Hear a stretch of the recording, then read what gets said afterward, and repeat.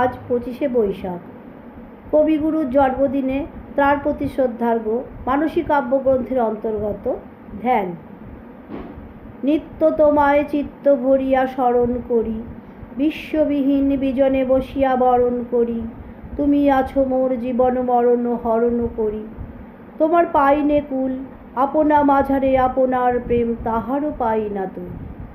উদয় শিখরে সূর্যের মতো সমস্ত প্রাণ মম, চাহিয়া রয়েছে নিমেষ নিহত একটি নয়ন সম।